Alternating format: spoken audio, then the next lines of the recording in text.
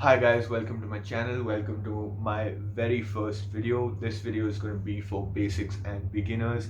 We're going to talk about the different parts of the guitar. We're going to talk about an exercise that's going to help you build finger strength, that's going to be very useful to you in the months and the years to come in your journey of playing and learning the guitar.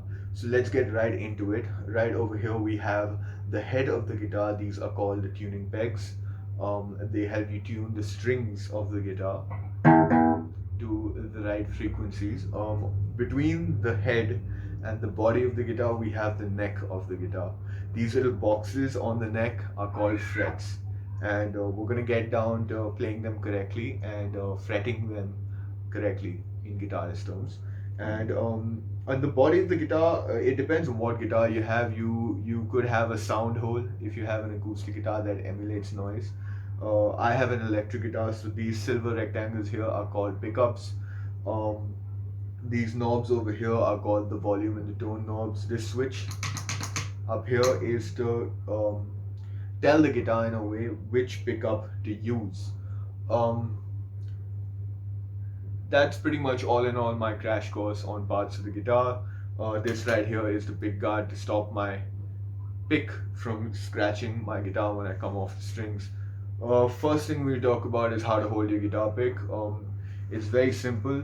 You're actually going to use a very small amount of the actual guitar pick to hit the string. And how I do it is I only hold it with 2 fingers. To begin with, you can probably use 3 fingers to give it some support.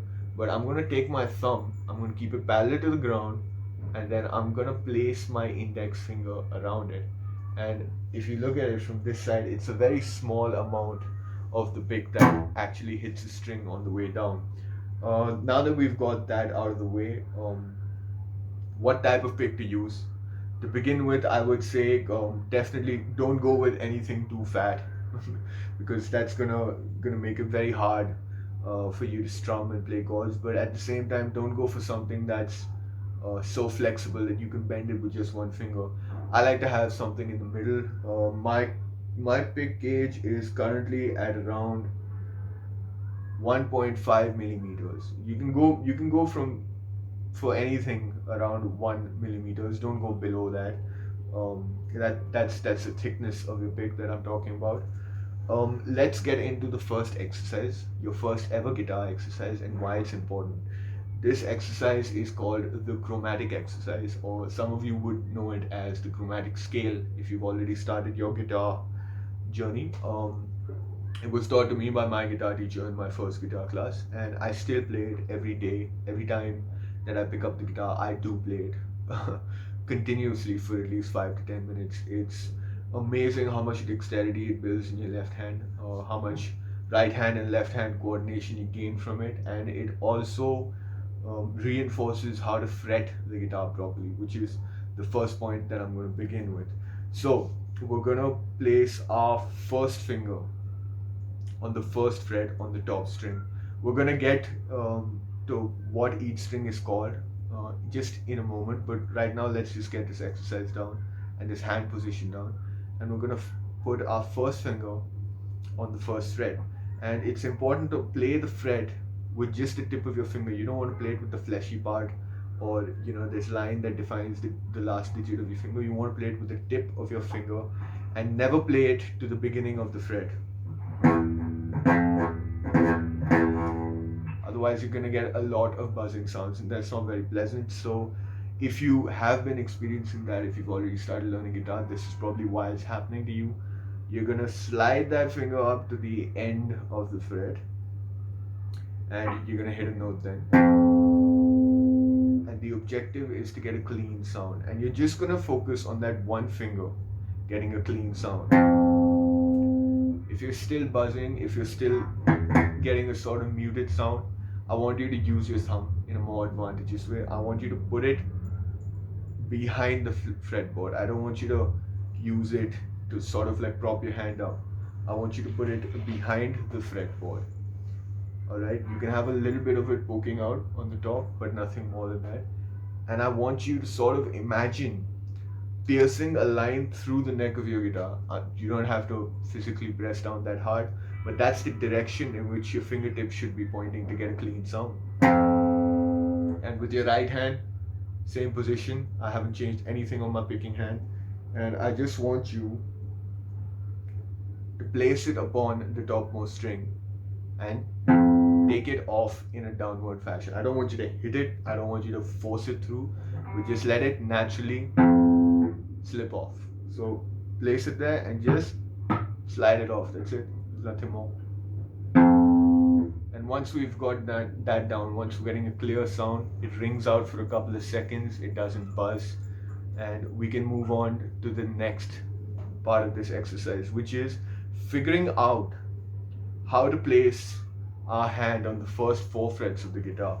And how we're going to do this is we're going to bring our thumb to the middle of the neck on the back, and we're going to place the rest of our hand in each fret. So your first finger on the first fret, your second finger on the second fret, your third finger on the third fret, your fourth finger on the fourth fret. And you're going to stretch your hand without, compromising your thumb at the back of the guitar. It's going to be probably planted around the second fret, the ending of the second fret and the starting of the third fret, and you're just going to slide that back, and you're going to use it to hold all of your fingers in place. And about right now, you might be finding it a little difficult. You might be finding that your hand's going through some discomfort.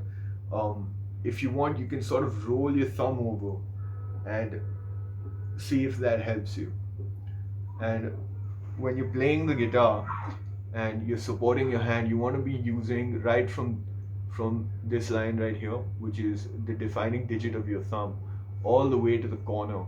So it's like a diagonal line, if I could draw it out, all the way to the corner. This is the point of the thumb that you can pivot upon and you can use like that. So you put it there, and once you feel like all these frets are down and you can stretch your hand this much across 4 frets, I want you to try playing it. And with our pick, we're going to do the same thing in a downward motion. We're not going to force it, we're not going to push it. We're going to just play all of these 4 notes.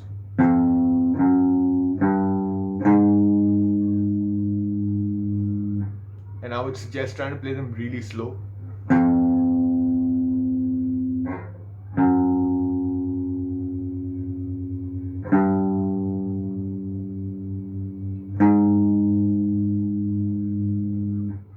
And the point of playing them slow is to figure out how much of the note can you actually let out without getting tired, or if you feel like your hand's under a lot of stress. That's probably a point where you need to reconsider how you've placed your thumb, or how much tension you're putting on your wrist, and just sort of slightly alter that or tweak it to your needs.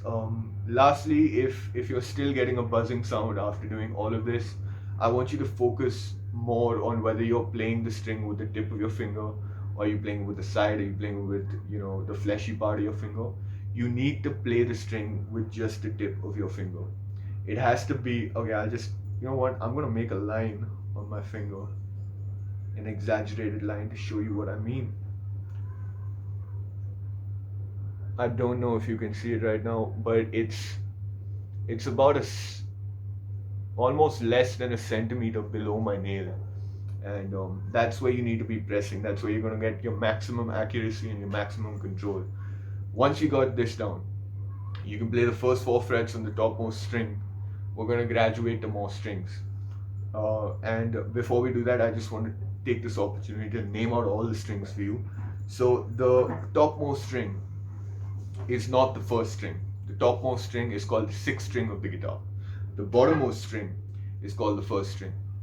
But one point of clarity in all of this confusion is that both these strings are called E, as in when you play them open, or both those notes are E.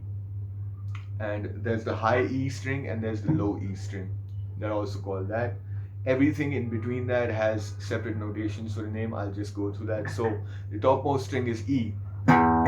The second topmost string, or the 5th string, is A. The 4th string is also called the D string. And then you got the G string, or the 3rd string. And you got the B string, which is the 2nd string. and then you got the high E string, which is the first string. At this point, I would urge you to pause this video and just note that down.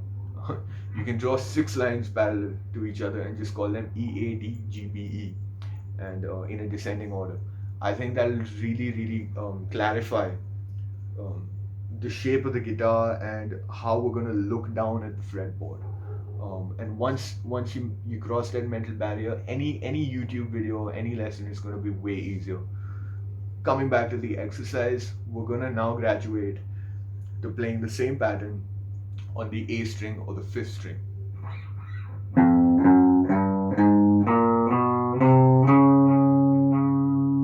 Now, it's important to note right here that you haven't been playing the pattern like this. That's something you don't want to do. Every time you hit a note, you cannot afford to let your finger fly off the board, because we're going to realize that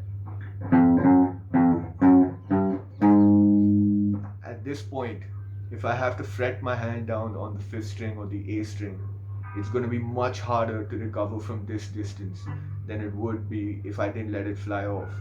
So you're going to keep all your fingers down when you're playing this exercise. You're not going to let anything fly off once you hit the note. And now that you've done this, from this position, you don't need to recover your index finger. You just need to drop it down, probably a little bit of more than a centimeter, but the distance is greatly shortened. So the change actually looks like this. And you see how I'm still keeping the rest of my hand ready to go. It's not flown off, it's not far away from the fretboard. And that allows me to continue this pattern to the next string.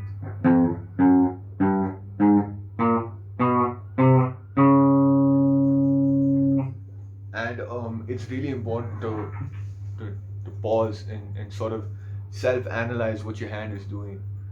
A natural tendency that I still go to, now when I'm playing fast especially, is to let my little finger fly off, or to let the finger that's under the most tension fly off the string so that my hand can relax. You really have to resist that urge, and the more you resist it in your early stages, the less of the problem it's gonna be when you graduate to more complex licks, and you might want to start playing lead guitar. You want to maybe learn how to shred. This is all gonna come into play when you're at that stage actually learning those things. That being said, that's pretty much the end of this video. It was a basic intro into how to start playing the guitar, what are the things you should know, and I just want to show you what this entire exercise is gonna sound like if we were to play all the first 4 frets on all the strings, because that's the entirety of the exercise.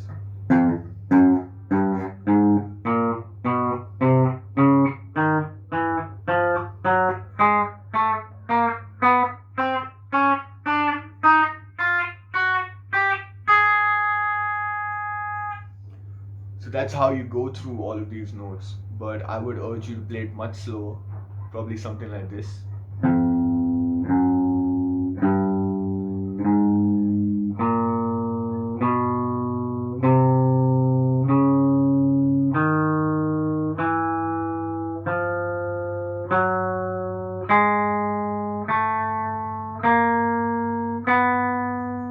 And that's gonna be my advice at any stage when you're just starting out, guitar and learning it. If you can't do something, it's probably because you're trying to do it too quickly, and you need to slow it down. And in the process of slowing it down, you're gonna realize, something about your hand. Everyone's hand is different, and you're gonna realize something unique about your hand, or how your little finger responds to certain kinds of pressure, and how you need to change that, or how your ring finger tends to fly off the board. It could be anything, and it's going to be completely unique to you. And the only way you're going to figure out how to get over that hump is by playing it slow. So I want you to practice this every single day. I want you to hit the first 4 frets on all the strings without letting your hand fly off. I want you to use your thumb to leverage your hand properly. It shouldn't be over the fretboard. It shouldn't be at a weird angle sideways across the fretboard. You should be using a little bit below the digit marcation, the line that everyone has on their hand to the top of your thumb, and I want you to use that area as a pivot to sort of extend to the fourth fret with your pinky finger. That's that. Once you're done with this, you probably could get into basic chords. I'm gonna link a video of mine on basic chords, either this side or that side, and don't forget to play this exercise backwards.